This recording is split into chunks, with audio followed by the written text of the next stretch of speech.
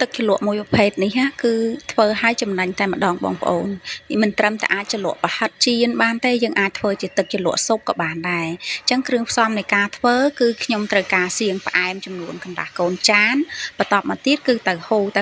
យើងយកតែសាច់ណាប្រហែលជា3ដុំអីគឺបានហើយយើងមានជាទឹកម្ទេស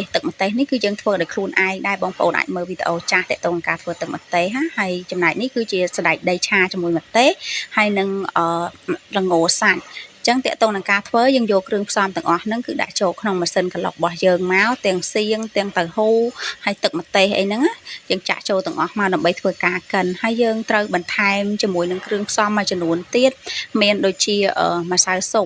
បគឺខ្ញុំប្រើប្រហែលជាកន្លះស្លាបព្រាបាយទេហើយចំណែកប្រេងខ្យងគឺខ្ញុំប្រើប្រហែលជា1ស្លាបព្រាបាយណាអញ្ចឹងពេលដែលដាក់គ្រឿងផ្សំចូលហើយយើងធ្វើការកិនវាឲ្យបានម៉ត់ល្អហើយតកតងនឹងការ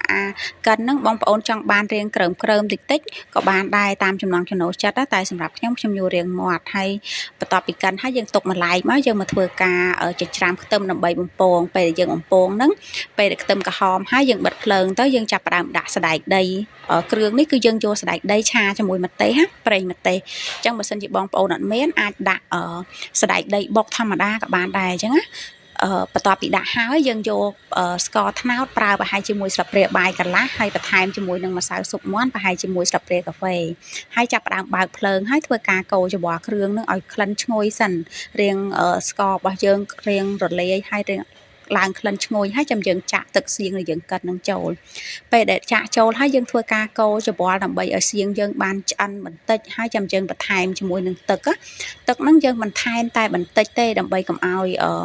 ទឹកជ្រលក់របស់យើងវាមានសភាពខាប់ពេកហើយក៏កុំបន្ថែមច្រើនពេករហូតដល់រាវយើងពិបាកជ្រលក់ដែរយើងមើលតាមបរិមាណជាក់ស្ដែងនេះយើងដាក់អញ្ចឹងពេលដែលដាក់ទឹកហើយយើងទុកឲ្យវាពុះបន្តិចចាំយើងបន្ថែមជាមួយល្ងសាច់របស់យើងហើយល្ងសាច់ហ្នឹងបងប្អូនដាក់តាមចំណូលចិត្តបើសិនជាចូលចិត្តល្ងសាច់រាងច្រើនយើងអាចដាក់ច្រើនទៅបើសិនជាអត់សូវចូលចិត្តទៅយើងដាក់ប្រហែលជា2ស្លាបព្រាកាហ្វេអីបានហើ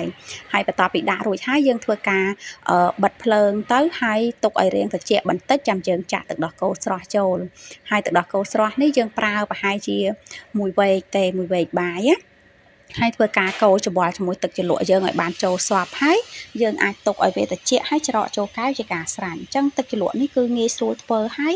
មានរសជាតិឆ្ងាញ់ទៀតអាចថាជាទឹកជ្រលក់កូនកាត់ក៏ថាបានដែរព្រោះយើងអាចប្រើបានពីរប្រភេទចាអរគុណសម្រាប់ការតាមដានវីដេអូមួយនេះ